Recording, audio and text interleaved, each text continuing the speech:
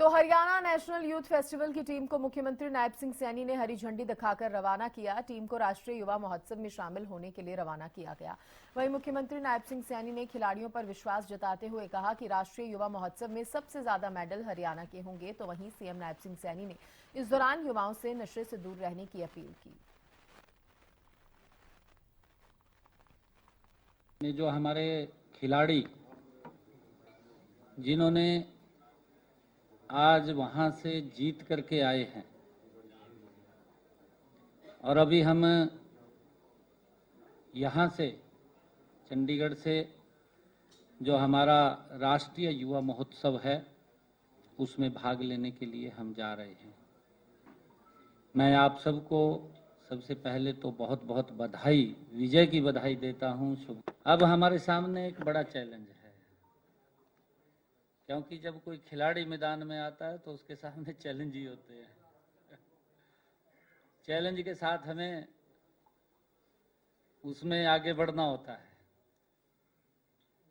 आपके सामने पहले पलवल का वो चैलेंज था, अब राष्ट्रीय युवा महोत्सव वो बड़ा चैलेंज है और इसी में से हम निखर करके आगे बढ़ते हैं। यहाँ से हम नेशनल में जाएंगे तो वहाँ पर मेडल लेकर के आएंगे और मुझे पूर्ण विश्वास है कि जहाँ हरियाणा का युवा होता है वहाँ झंडे जरूर गाड़ता है। मेडलों की संख्या सबसे ज़्यादा अगर किसी की होगी तो हरियाणा की होगी, ये पूरा विश्वास है। सरकार भी इसके लिए लगातार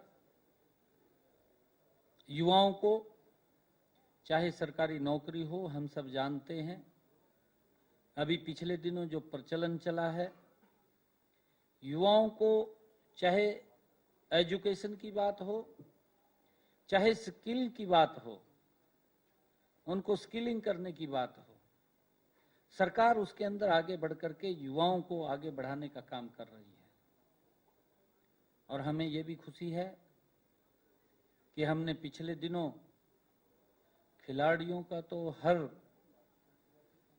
नौकरी के अंदर हमने कोटा रखा है। उस कोटे के तहत खिलाड़ियों को सरकारी नौकरी देने का काम किया है।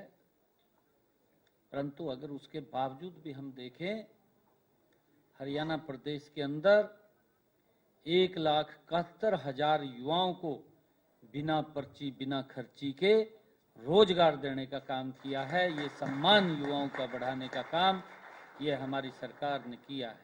आज युवाओं को इस बात की विशेष आवश्यकता है और उसके लिए हम भी काम कर रहे हैं। सरकार तो अपने आप एक तरीके से काम कर रही है, नशे को रोकने के लिए कड़े कदम उठा रही है।